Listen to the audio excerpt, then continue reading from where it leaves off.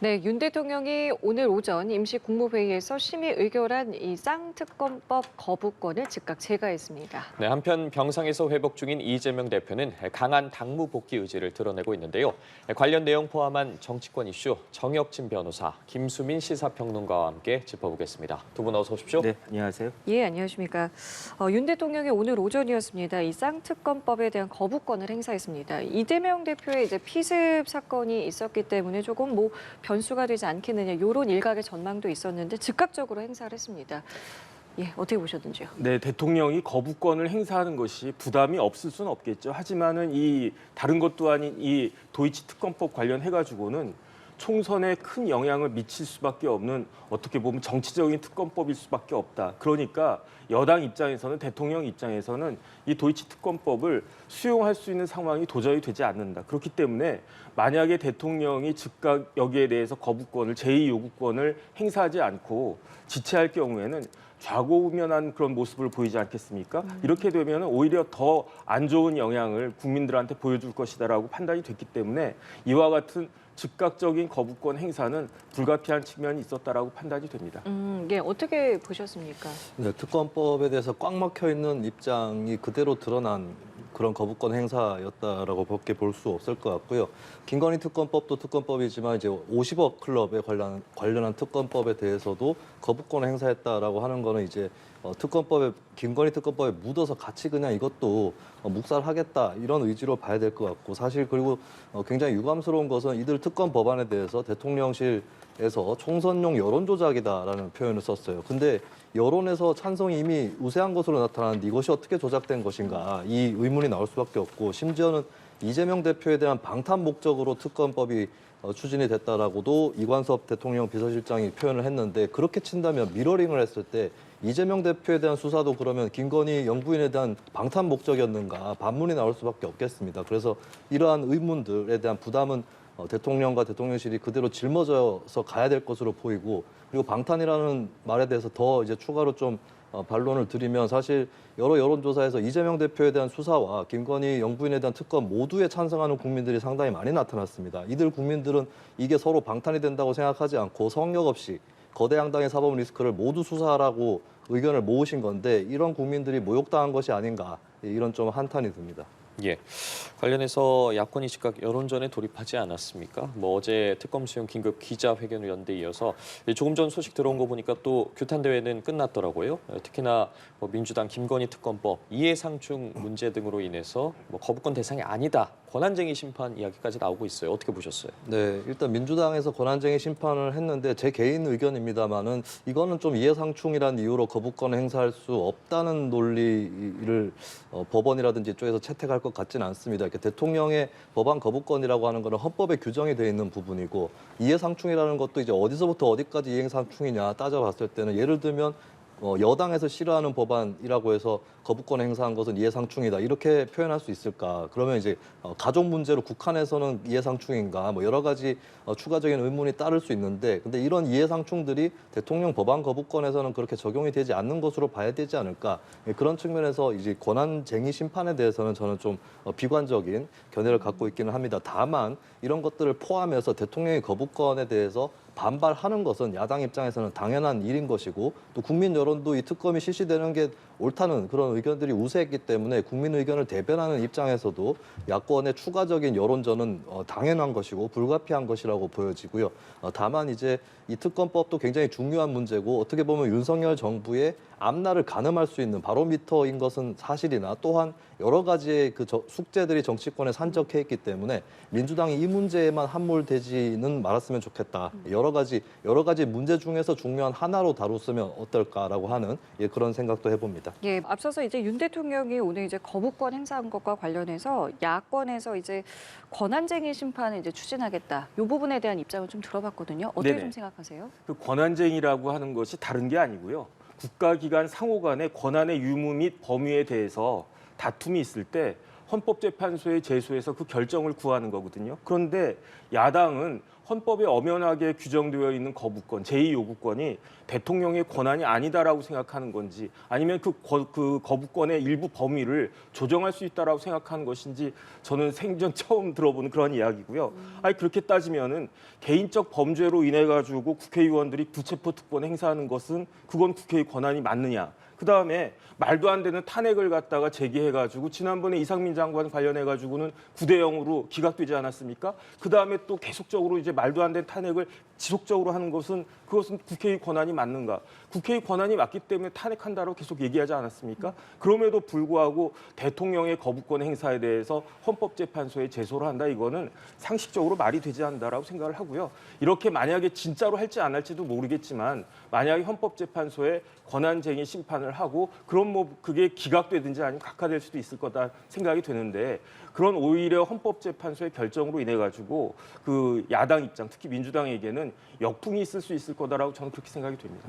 일단 이제 공은 국회로 넘어갔고요. 언제 이제 재투표를 다시 하겠느냐. 이 부분에 이제 관심이 모아지는데 많은 분들은 이제 늦출 대로 늦출지 않겠느냐 이런 관측입니다. 개인적으로 생각 네. 동의하시는지요? 뭐 곧바로 재표결에 들어가기는 어려울 것 같습니다. 야권 입장에서는 여론전을 추가적으로 벌일 가능성이 높겠고 저는 그것은 온당하다고 봅니다. 국민의힘에서는 빨리 재표결에서 부결시키고 넘어가고 싶겠지만 어쨌든 많은 국민들이 특검을 실시할 필요가 있다라고 얘기를 해왔고 저는 오히려 야권 정당들이 국민 여론에 부합하지 못했다는 생각도 들어요. 이 특검을 할 거면은 2022년 연내 추진을 시작을 했었어야 됩니다. 그때 이미 영부인에 대해서 도이치모터스 주가 조작 의혹이 추가로 더 불거져 있는 상황이었고 윤석열 대통령이 대선 후보 시절에 했던 발언들도 사실이 아닌 것으로 드러났었기 때문에 오히려 시간을 지금까지 끈 게 야권의 잘못이다라고 보는 거거든요. 그러면 진작에 추진을 했었어야 된다라고 하는 그런 그 잘못이 있는 거고. 근데 다만 이제 늦게라도 이제 이렇게 법안이 통과가 됐고 또 이제 대통령의 거부권을 행사를 했기 때문에 이 문제를 이제 가볍게 넘어갈 수는 없을 것이다. 저는 뭐 한 달 정도는 더 추가 여론전을 해도 무방하다라고 생각을 합니다. 다만 이제 총선도 가까워져 오고 있고 한국 사회의 여러 가지 산적한 숙제들, 뭐 기후 위기라든지 불평등 문제 이런 것들에서 또 야권 정당들이 해야 될 일들이 많기 때문에 이 문제 하나로 시간을 너무 오래 끄는 것은 바람직하지 않다. 저는 대략적으로 한 달 정도는 더 할 수도 있다. 이렇게 생각을 합니다. 예, 개인적인 의견 좀 여쭙게요. 일단은 거부권 관련해서 절차가 헌법에 나와 있는데요. 법률안이 이제 정부로 이송이 되면 15일 이내에 대통령이 이걸 공포하든지 아니면 제2요구권을 행사하든지 결정해야 되거든요. 그런데 이제 대통령이 거부권을 행사했으니까 이게 다시 국회로 넘어오는데 국회로 넘어왔을 때는 과반 이상의 출석해가지고 출석한 국회의원의 3분의 2가 찬성하면 그러면 그때 대통령이 어떻게 뭐라고 하든지 간에 법률로서 확정이 되는 거예요. 그런데 중요한 건 뭐냐면은 언제까지 이 그 국회에서 표결을 할 것인지 의결을 할 것인지에 대한 그러한 기간이 없기 때문에 지금 이와 같은 이야기가 나오고 있는데 그런데 도이치 특검법 제1조에 보면요. 그 법의 목적이 나와 있다고요. 법의 목적이 어떻게 되어 있냐면은 도이치 모터스 주가 조작 의혹 등에 대해서 진상을 규명하는 거예요. 그럼 진상 규명하려고 하면 이와 같은 뭐 정치적인 고려 같은 걸 하면 안 되는 거 아니겠습니까? 법이라고 하는 게 법대로 해야지 이렇게 이런저런 정치적 고려해가지고 마치 총선에 어떤 영향이 있을 것처럼 그렇게 이야기하는 것은 마땅하지 않다는 생각이 들고요. 제가 봤을 때는 이번 주 이내에 빨리 그 국회를 소집해가지고 판단을 갖다가 스스로 의결을 하는 것이 그게 오히려 정정당당한 것이 아닌가 저는 그렇게 생각이 됩니다. 오늘 대통령실에서 물론 이게 특검 법안이랑은 이제 관련이 없다고 선을 그으면서 발언한 것 가운데 하나가 제2부속실을 설치를 원하는 국민이 많으면 이제 검토하겠다. 이 부분을 좀 열어놨어요. 이게 좀 어떤 변수가 되진 않겠습니까? 저는 특검은 특검인 거고 제2부속실 설치나 특별감찰관 임명은 별도의 것이다. 이걸 뭐 부속실 설치라든지 특감 임명을 가지고 때우기식으로 특검을 넘어갈 수는 없을 거라고 보고요. 그리고 지금 대통령실의 이런 입장 표명도 너무 늦었어요. 사실 윤석열 대통령이 대선 후보 시절에 제2부속실을 없애겠다라고 공약을 했습니다. 그리고 영부인 또 그때 허위 이력이라든지 여러 문제가 불거지니까 그냥 이제 배우자로서만 내조하겠다라고 선언을 했거든요. 그게 다 파기가 됐어요. 아예 대놓고 영부인이 활동을 아주 열심히 했고 그다음에 심지어 김건희 특검법도 아니고 김건희 법이라고 하는 이 게시용 금지를 담은 법안이 김건희법으로 불려질 정도의 그 정도로 이제 공식석상의 모습을 많이 드러냈었거든요. 이러한 공약 파기에 대한 사과가 우선입니다. 사과가 우선이고 그때는 뭘 몰라가지고 제2부속실 설치 폐지를 공약을 했다. 이런 거에 대한 대통령의 충실한 설명이 있어야 된다라고 하는 거거든요. 근데 제2부속실 설치나 특별감찰관 임명 이런 것들은 이미 대통령 취임 당시부터 나왔던 얘기인데 이게 지금 뭐 1년이 훨씬 넘었죠. 예, 그런 상황에서 이제야 이걸 언급한다는 것 자체가 굉장히 이제 국민 여론에 늦게 반응하고 본인들이 갖고 있는 허점이나 잘못에 대해서 수습할 의지가 상당히 박약한 것이 아니었는가 이렇게 평가할 수밖에 없을 것 같습니다. 너무 늦었고 이그 변수가 되지도 않을 것이다라고 말씀하셨는데요. 저도 뭐 그게 그렇게 제2부속실 정도가 큰 변수가 될까? 그거 가지고 국민들의 마음을 얼마나 얻을까? 저도 그것은 의문이고요. 오히려 특별감찰관 제도는 우리나라 법에 있단 말이에요. 그런데 왜 법에 있는 걸 안 하고 있습니까? 그래서 제 생각에는 빨리 특별감찰관을 임명해가지고 지난 정권 때부터 특별감찰관이 그 운영이 되지가 않았어요. 이건 제가 봤을 때 심각한 문제라고 생각을 하거든요. 특별감찰관을 빨리 임명하는 모습을 대통령이 보여주셔야 그러면 이제 국민들이 그렇다라고 하면 원래 이제 도이치 특검법 관련해가지고도 이런저런 논란이 많지 않습니까? 그것을 잠재우는데 일정 정도 역할을 특별감찰관 제도 정도는 할 수 있지 않을까 저는 그렇게 기대합니다. 예, 알겠습니다. 재투표 시기능은 좀 더 지켜보도록 하겠습니다. 자, 이런 가운데 병상에서 회복 중인 이재명 대표가 강한 당무 복귀 의지를 드러내고 있는 것으로 알려졌습니다. 홍익표 민주당 원내대표의 발언 듣고 대담 이어가도록 하겠습니다. 그런 얘기를 하셨다고 빠른 시간 내에 당무 복귀는 아마 의지는 갖고 계신데 그거는 뭐 대표님의 생각하고 또 의료진의 판단이 따라야 되기 때문에 그걸 뭐 좀 지켜봐야 될 것 같습니다. 지금 중요한 그 당무 같은 경우는 약간 좀 보류하고 있고요. 대표께서 병원에 계셔도 좀 우리가 그 면회가 좀 자유로워지면 그때 가서 말씀을 드리고 또 대표의 의견을 들어서 결정하면 되기 때문에 그렇게 당무가 오랫동안 정지되거나 네, 홍익표 원내대표의 발언 함께 듣고 오셨는데 현재 뭐 이 대표 병상 정치 가능성도 있는 것으로 보여지는데 앞서 저희가 전해드린 것처럼 현재 민주당 공관위원장과 공관위원 구성까지 마쳤습니다. 이재명 대표 할 일이 상당히 산적해 있는 것으로 보이는데 앞으로 어떻게 진행될 것으로 보입니까? 일단 이 대표가 다행히도 아주 위중한 상태는 아닌 것으로 보이고 본인도 그것을 알고 있기 때문에 어느 정도는 당무를 수행할 수 있지 않을까 싶습니다. 그렇기 때문에 그리고 이제 퇴원할 때까지는 한 열흘이나 일주일 정도는 더 걸릴 것이다. 근데 그게 짧은 시간은 또 아니고 그렇다면 병상에서 어느 정도는 결제하는 것은 뭐 당연하다, 불가피하다 이렇게 볼 수 있을 것 같아요. 다만 원래 하기로 했던 일들을 진행하는 데 있어서 결제를 한다. 이런 것들은 이제 별 무리가 없겠는데 어떤 새로운 결정을 내린다거나 뭐 특별한 결단이 필요한 일이라거나 이런 것들은 병상에서 소화하기는 좀 어렵지 않을까. 왜냐하면 그런 결단을 내렸을 때는 이제 당원들이라든지 국민들을 상대로 언론을 상대로 설명해야 될 책임도 더 생기는 거고 병상에서는 그게 어렵지 않겠습니까? 그렇다면은 그 당무를 좀 분별해서 행정적으로 뭐 다 결정이 돼서 행정적으로만 하면 되는 일들은 일단 병상에서 하고 좀 더 정무적인 결정이 필요한 부분들은 퇴원 이후로 미룬다거나 이 정도로 이제 당무를 하는 그 수준을 좀 분별하면 되지 않을까 이렇게 전망을 해봅니다. 예, 앞서 발표된 이 민주당 공관위 구성은 좀 어떻게 보셨어요? 네, 일단은 이제 뭐 교수분들 포함을 해서 시민사회 인사라든지 이런 분들이 많이 들어가셨고 보통 공관위를 구성할 때 이제 능히 할 수 있는 방법이라고 보여집니다. 그리고 위원장이 된 임혁백 교수 같은 경우는 이제 다소 진보적인 성향의 학자이고 이제 학계에서도 신망이 높았던 분이기 때문에 이런 자리에 또 선임이 된 것이 아닌가 그렇게 보여지고요. 다만 이제 단점이라고 할 수 있는 건 어쨌든 이제 정치 경험이 길다고 볼 수 있는 인사들은 많지 않기 때문에 이 때때로 닥쳐오는 그 정무적 결단의 고비라든지 이런 것들에는 다소 취약할 수 있다라고 하는 점이 있거든요. 그런 부분들을 이제 공관위가 다 소화를 할 수가 없다면 당 지도부라든지 또 당 전당적으로 이거를 커버해 줄 수 있는 그런 능력들이 필요하다. 그래서 이분들이 소신껏 일해줄 수 있는 환경을 마련하는 것이 중요하다는 차원에서 이렇게 아웃소싱 하듯이 공관위원들만 바라보고 있을 것이 아니라 민주당 스스로가 당의 역량을 또 정비를 하는 이런 것들이 더 중요할 것으로 보입니다. 예, 민주당이 앞서 공관위 구성을 마쳤는데 총 15명으로 구성이 됐거든요. 어떻게 보셨어요? 글쎄요, 일단은 이재명 대표가 업무를 볼 수 있을 정도로 병세가 이제 많이 좋아진 것 같아가지고 천만 다행이라고 생각을 하고요. 이제 총선이 한 90여일밖에 남지 않지 않았습니까? 그다음에 이제 오늘 공관위가 구성이 됐는데 사실은 제가 그 공관위원장 명단 지금 받아서 봤는데 아는 분이 별로 없어요. 그런데 일단 이분들이 좋은 분들이기를 바라고 또 이분들에 의해 가지고 좋은 공천이 이루어져서 진짜 지금 국회와 같은 그런 국회의원들 말고 좋은 분들이 국회의원이 되기를 진짜 바라는데 무엇보다도 지금 민주당 내 당내 상황이 만만치 않지 않습니까? 그러니까 당내에 분란도 있고 하기 때문에 이재명 대표 입장에서는 아무리 지금 몸이 성치 않다고 하더라도 하루빨리 당무를 복귀해가지고 이런저런 산적한 현안들을 해결해야 될 그런 마음이 좀 조바심이 있을 것 같다는 그런 생각이 들고요.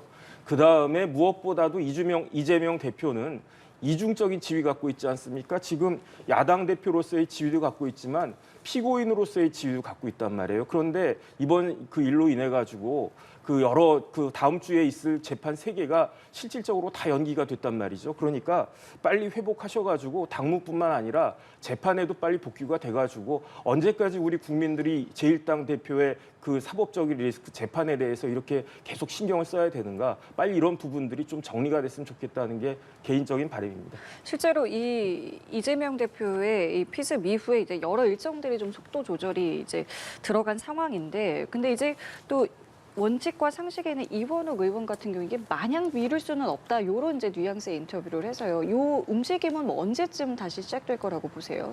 이미 시작되고 있다고 봐야 될 것 같아요. 아까도 말씀드렸지만 이재명 대표 상태가 아주 위중한 것은 아니고 본인도 당무 재개 의지가 뚜렷한 그런 상황이면 마찬가지로 이제 그와 입장이 다른 사람들도 정치 일정이 재개가 되고 속도를 내는 것은 불가피하다 이렇게 볼 수가 있겠습니다. 그리고 이원욱 의원 등의 비윤계, 특히 원칙과 상식이라고 하는 그러니까 이재명 대표하고 각을 강하게 세워왔던 의원들 입장에서는 지금까지도 계속해서 좀 시간을 늦춰온 측면이 없지 않았거든요. 이낙연 전 대표가 또 급하게 조금 속도를 내서 신당론을 폈던 거에 대해서도 조금 이제 당혹스러워하면서 스스로 속도 조절을 할 만큼 했다라고 하는 입장들을 갖고 계실 거예요. 그렇기 때문에 더 늦출 수는 없다라고 생각을 하는 것이고 이재명 대표가 복귀하는 그 시간이라든지 이런 것과 맞물려서 비명계에서도 조금 더 뚜렷한 움직임이 나타나지 않을까 싶고 또 내년 총선을 생각을 하면 만약에 신당을 창당한다고 했을 때는 1월 내로는 출발을 해야 될 필요성이 큽니다. 그런 것들을 봤을 때 멈추는 듯했던 정치권의 시계가 다시 이제 풀리고 있다. 이미 이번 주말에 풀리고 있다. 이렇게 봐야 될 것 같습니다. 자, 그 시계가 풀리면서 이제 병문안에 대한 이야기들도 조금씩 나오고 있고 이 병문안에 대해서 뭐 한동훈 비대위원장도 이제 검토를 해보겠다, 일정을 좀 조율하겠다, 뭐 앞서 이제 그런 부분들을 밝혔는데 일각에서 이제 대통령이 가는 건 어떻겠느냐 이런 목소리도 좀 나오고 있거든요. 개인적 의견 궁금합니다. 네, 저는 윤석열 대통령이 이런 때 병문안 가는 것은 좋다고 생각합니다. 대통령 스스로도 이 사태는 있어서는 안 될 사태라고 얘기를 했고 지금 여야가 한 목소리로 이것은 이재명 대표 한 명에 대한 공격이 아니다라고 그런 태도를 보여줬거든요. 그러면 뭐 대통령이 평소에 이재명 대표의 피의자됨, 피고인됨에 거슬려서 만나지 않는다라고 전해지고 있지만 그런 것들을 좀 잠시나마 내려놓을 수 있는 타이밍은 아닌가 이렇게 보여집니다. 다만 좀 기대하기는 어려운 것은 그동안 그렇게 회담이라든지 이런 것들을 하지 않았던 대통령이 이제 와서 만나는 것이 어색할 것이기 때문에 특별히 기대는 안 되는 것 같고요. 그러면 다른 인물이라도 좀 찾아뵙는 게 어떨까 생각은 드는데 이왕이면은 이제 비서실장이나 정무수석보다는 정부의 2인자라고 할 수 있는 한덕수 국무총리가 병문안을 가면 어떨까라는 생각이 들고 그리고 이제 여당에서는 한동훈 위원장 역시도 이재명 대표 습격 사건에 대해서 굉장히 또 강하게 이 정치 테러를 규탄하는 메시지를 냈기 때문에 한동훈 위원장 정도는 또 여당 대표자로서 이 대표하고 만나는 것은 바람직하다고 저는 생각을 합니다. 예. 만약에 이재명 대표가 중상을 입어가지고 그런 일이 발생하진 않았지만 그래서 당대표가 거리가 불가피한 상황이었다. 이런 상황이었다라고 하면은 그러면은 사실은 뭐 이원욱 의원이나 이런 분들이 탈당하거나 하는 것이 뭐 명분 이런 걸 떠나가지고 국민 감정에도 부합하지 않았겠습니까? 그런데 천만다행으로 이재명 대표가 어제 뭐 서울대병원 주치의 그 말씀하시는 걸 들어봐도 이제는 큰 문제 없이 회복이 될 수 있을 것이다. 물론 이게 그 외부에서 이제 창상 같은 것이 있기 때문에 부작용이나 합병증이 있을지는 모르겠지만 만약에 그런 일이 없다라고 하면 그러면은 이제 일상으로 복귀하는 것이 큰 문제가 없을 것 같다. 이렇게 이야기하지 않았습니까? 그렇다라고 하면은 제가 봤을 때 크게 사정 변경이 있는 것은 아니지 않는가. 그렇다라고 하면은 탈당하고 어떤 액션을 취하려고 했던 그 의원들 입장에서도 더 이상 뭐 그렇게 시간을 지체할 수가 없는 것이 왜냐하면 총선이 이제 90여일밖에 남지 않은 상황에서 시간을 자꾸 지연하다가 보면 본인의 이제 정치적인 그 행로에 있어서도 그 마일스톤에 있어서도 문제가 될 것이 아닌가 그런 생각이 들고요. 그다음에 저는 이번에는 대통령이 문병 갈 수 있다라고 생각을 합니다. 조금 전에 김수민 평론가가 여태까지 한 번도 안 갔기 때문에 만난 적이 없기 때문에 서로 좀 어색하지 않을까. 어색하겠죠. 하지만은 이런 것들을 계기로 해가지고 여야의 정상이 한번 만나는 것도 전 나쁘지 않다라고 생각하는 것이 왜 그러냐면 지난번 단식 같은 경우에는 이재명 대표가 자발적으로 한 것인데 누가 봐도 그때 단식은 사실은 명분이 없었어요. 왜냐하면 그때 단식 명분이 무엇이었는지 기억하시는 분들이 있습니까? 없잖아요. 하지만 이번에는 테러에 의해서 피습을 당한 거기 때문에 지난번 단식하는 것은 똑같이 이제 병원에 그 입원하고 계시긴 하지만은 지난번하고 이번 그 피습은 완전히 본질적으로 다른 것이다. 그렇기 때문에 이런 상황에서 대통령이 문병 가는 것은 제가 봤을 때 나쁘지 않을 것 같고 오히려 그 뭐 여러 가지로 득이 될 수도 있겠다는 생각이 들고요. 그다음 마찬가지로 한동훈 비대위원장 최근에 여러 번 만났잖아요. 짧은 시간에. 그러니까 한동훈 비대위원장은 문병 가지 않을까 전 개인적으로 예측이 됩니다. 예, 알겠습니다. 이런 상황에서 서울대병원과 부산대병원이 이 대표의 전원을 놓고 공방을 벌이고 있습니다. 자, 내용을 좀 정리해 보면 서울대병원 측은 경험 많은 혈관외과 의사가 필요한 이 성공을 장담하기 어려운 수술이었기 때문에 부산대병원의 전원 요청을 받아들였다 이렇게 주장을 하고 있고 부산대병원 같은 경우에는 수술 역량이 충분했고 끝까지 전원을 반대했다 이렇게 양측이 공방을 벌이고 있거든요. 이 부분에 대해서는 어떻게 보세요? 네, 일단 좀 확인이 된 거는 전원을 1차적으로 결정한 것이 부산대병원은 아니었던 것으로 보입니다. 그러니까 부산대병원 측에서도 관계자들 일부에서는 이거는 우리가 수술을 할 수 있고 빨리 해야 된다. 그리고 헬기를 띄우는 것도 부담이다라고 하는 의견을 개진을 했는데 다만 이제 이 대표의 가족들이라든지 또 민주당 측에서의 요청 이런 것들을 좀 감안을 했던 것 같고 이게 서울대 입장에서는 이제 부산대에서 요청을 했다고 착각을 할 수는 있었겠다고 봐요. 근데 부산대가 요청했다기보다 이제 가족들 요청이라든지 당사자들의 어떤 그 요청 때문에 결국에 그걸 이어주게 된 것에 불과하지 않았나 이렇게 보여집니다. 그리고 이제 여러 가지 의료 여건이라든지 이런 걸 감안해 봤을 때는 사실 결과론적으로 놓고 보면 부산대병원에서 수술을 하는 것이 더 무난했을 것이다라고 봅니다. 그러면 헬기를 이송할 일도 없었을 것이고 특혜 논란도 없었을 거거든요. 그런 의미에서는 좀 아쉬운 과정이기는 했어요. 부산대 입장에서도 자존심도 상했을 것이고 지역 의료계의 현실을 좀 우습게 보는 거 아니냐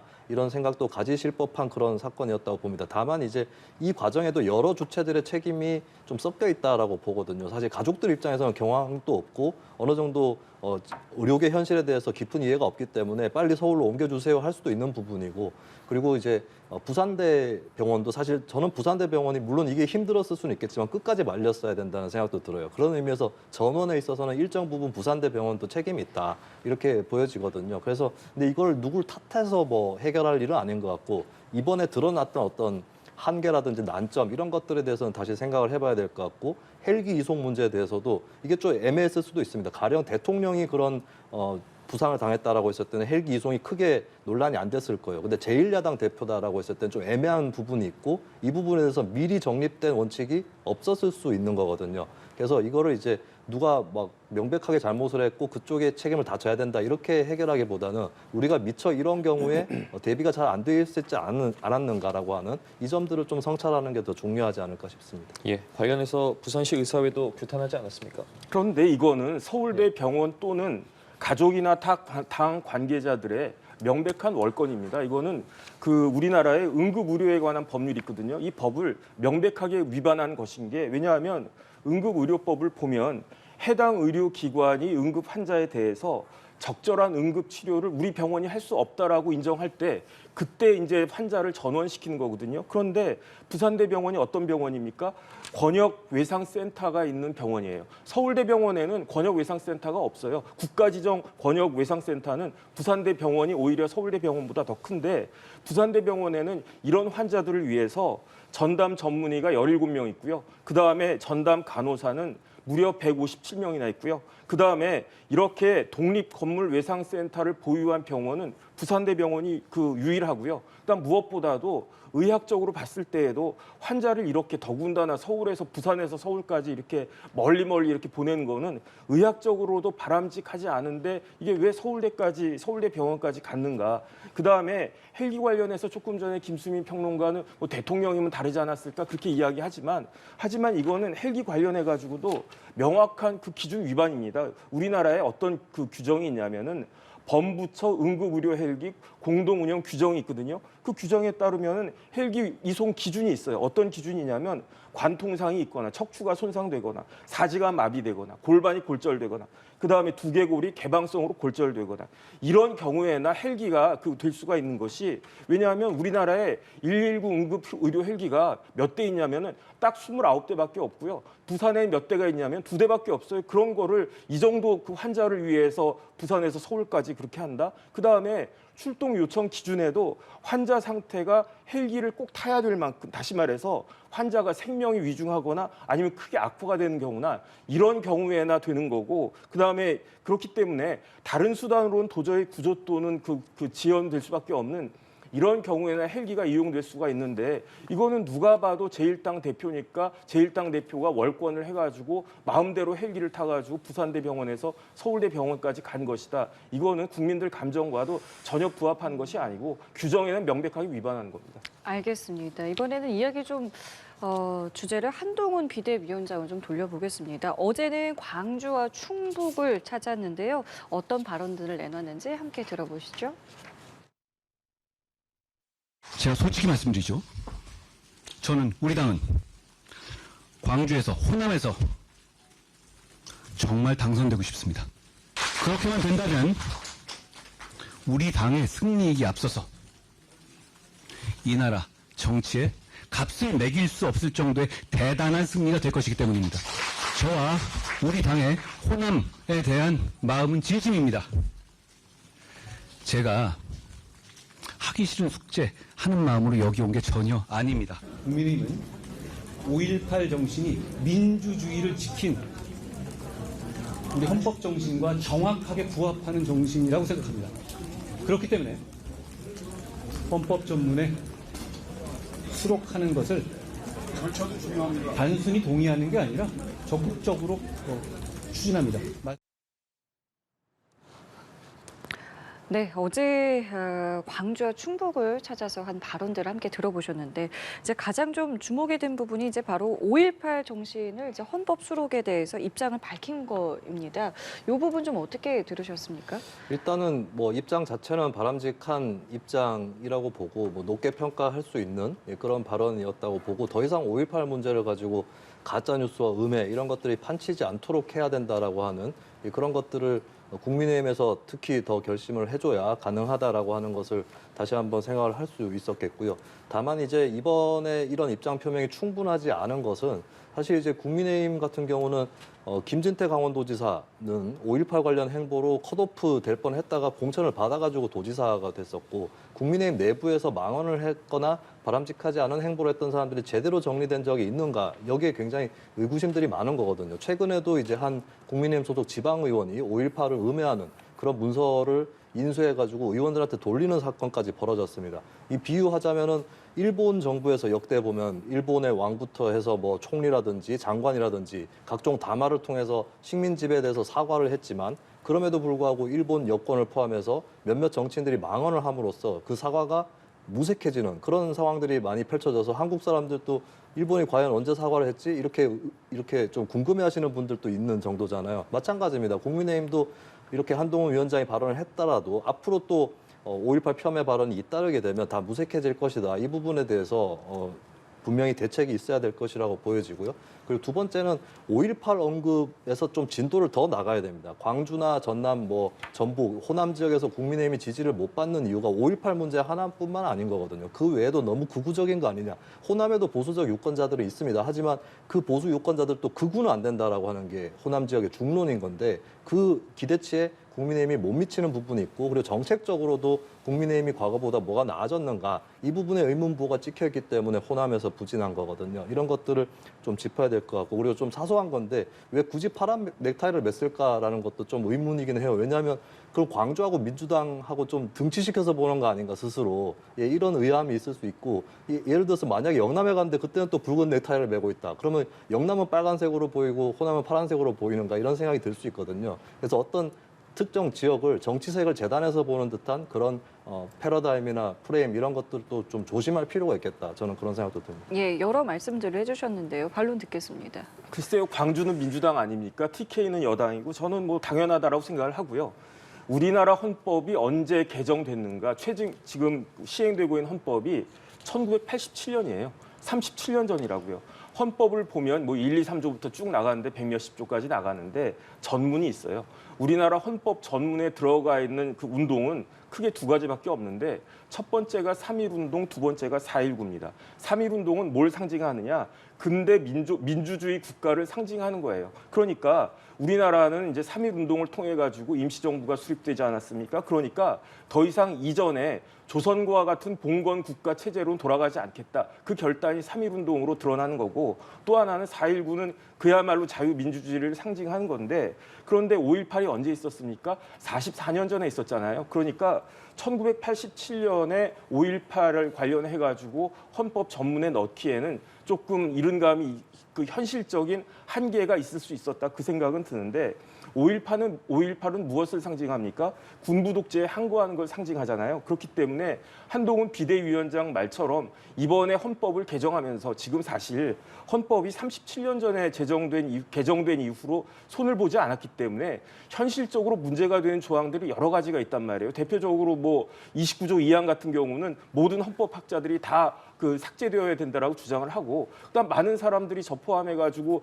불체포 특권 같은 것들이 과연 지금 같은 상황에서 있어야 되는가 그런 의문들이 있지 않습니까? 그러니까 이번에 국회가 다시 구성이 되면 반드시 헌법 개정은 있는 게 좋겠다라는 생각이 들고 그렇다라고 하면 헌법 개정한다라고 할 때 5.18 관련해서 반대하는 사람이 있겠습니까? 제가 봤을 때 국민적 공감대는 충분히 있을 것이다 그런 생각이 들고 이 이야기를 한동훈 비대위원장이 하는 거고요. 조금 전에 김수민 평론가가 말씀하셨던 것 같은 그런 우려는 오히려 헌법 전문에 5.18 정신이 들어감으로 인해 가지고 오히려 더 그 우려가 해소될 수 있는 것이 아닌가 저는 그렇게 생각이 됩니다. 예, 알겠습니다. 자, 이번엔 이준석 전 대표의 좀 신당 이야기도 해보도록 하겠습니다. 2만 7천 명 정도의 당원이 모집이 됐고 또 오늘 신당에 합류하는 분들도 있을 것으로 보이거든요. 관련해서 현재 상황 어떻게 보고 계세요? 글쎄요, 생각보다는 이준석 신당이 잘 순항하고 있는 것이 아닌가 저는 그런 생각이 들고요. 그래서 저는 사실은 개인적으로는 지금과 같은 그 여야가 극도로 대치하고 있는 상황에서 제3당, 제4당, 제4당이 어떤 그 설립할 수 있을까? 제대로 그 굴러갈 수 있을까? 거기에 대해선 나름대로 회의적인 시각이 있었는데 그럼에도 불구하고 이준석 신당이 아주 크게 성공해서 이번 총선에서 의미 있는 성과를 낸다라고 하면 그거는 이제 이준석 씨가 굉장히 이준석 이제 대표가 되겠죠.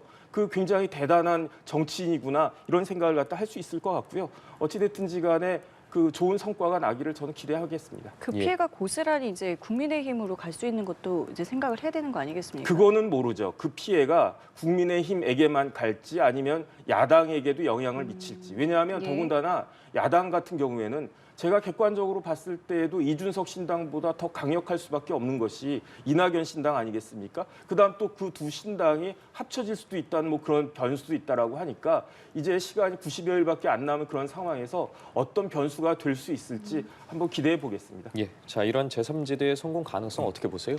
네, 뭐 현역 의원이나 전직 의원이 얼마나 가담하느냐는 중요한 문제는 아닌 것으로 보입니다. 그리고 특히 이제 국민의힘의 비운계라든지 이쪽을 보면 한국의 거대 정당들이 비주류가 굉장히 위축되어 온 것이 사실이거든요. 그렇기 때문에 의원을 빼오려고 해도 빼올 의원 자체가 양당에 별로 많지가 않아요. 그렇기 때문에 근데 국민들은 이제 의원의 수를 보는 것이 아니라 저기가 대안적인가를 보는 거거든요. 그럼 국민만 보고 달려야 된다. 이 말씀을 기본적으로 뭐 이준석 신당이든 이낙연 신당이든 드릴 수밖에 없고 그리고 이제 이분들이 좀 치명적인 거는 이제 제3지대에 대해서 어렴풋한 지지를 갖고 있거나 혹은 거대 양당에 대해서 강력한 거부감을 갖고 있는 국민들 사이에서도 이준석 신당이나 이낙연 신당을 대안으로 안 보는 분들이 꽤 있습니다. 이준석 신당의 경우는 사실 2030 여성들 같은 경우는 사실 이 계층이 제3당에 대한 선호가 가장 높았던 계층인데도 이준석 신당에는 마음을 열고 있지 않거든요. 뭐 젠더 갈등이나 이런 것들 때문에. 그러면 이제 이준석 신당이 새롭게 정치를 시작한다면 이들에 대해서 마음을 열고 어떻게 접근할 것인가 이런 문제들을 더 고민하는 게 뭐 전현직 의원의 가담 여부보다 훨씬 중요한 숙제가 될 것이라고 전망을 합니다. 예, 알겠습니다. 오늘 두 분 말씀 여기까지 함께하겠습니다. 지금까지 정혁진 변호사, 김수미 시사평론가였습니다. 두 분 고맙습니다. 고맙습니다.